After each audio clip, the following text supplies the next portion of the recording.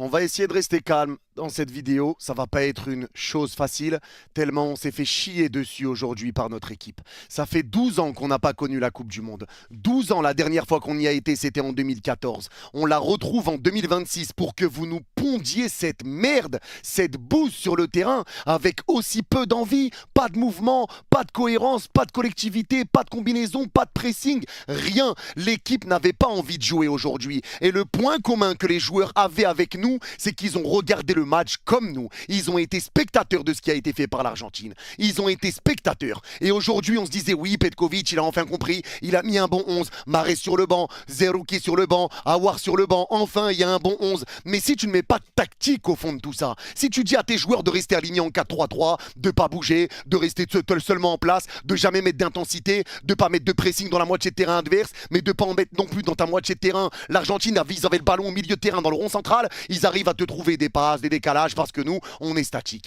on bouge pas, on est aligné sans essayer de bloquer les solutions de passe. Moi, je comprends pas. Si vous n'avez pas envie de jouer, venez pas, ça va être plus rapide, ne venez pas. C'est pas possible de mettre aussi peu d'envie, d'intensité. Et ça, c'est la tactique de Petkovic. C'est sa tactique de merde. Et ces changements aussi qui ont été merdiques. Ce mec-là a été prolongé avant même la Coupe du Monde. Et moi, je veux bien, comme me disent les Yanis, c'est l'Argentine, c'est compliqué, faut pas s'énerver. Je veux bien qu'on perde contre l'Argentine. Il n'y a pas de problème, c'est les champions du monde en titre. C'est normal, on peut perdre contre l'Argentine. Mais le visage qui a été montré aujourd'hui, je suis désolé, mais c'est inacceptable. Même Curaçao, qui a pris 7-1 contre l'Allemagne, a montré un meilleur visage que nous, a montré de meilleures choses que nous.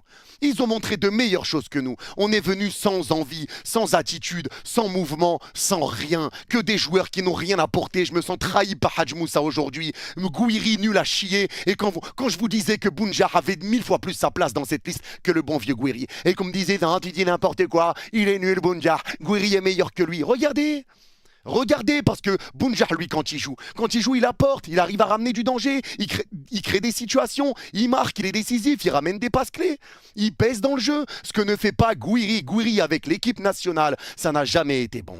Ça n'a jamais été bon. Aujourd'hui, Bentaleb, c'est un 0 pointé. Bentaleb a été nul à chier, même Boudaoui, je suis très déçu de lui aujourd'hui. Je suis très déçu, et j'en parle même pas d'Aïssa Mandi, et je ne parle même pas de Zidane, même si on va en parler encore une fois, bien évidemment.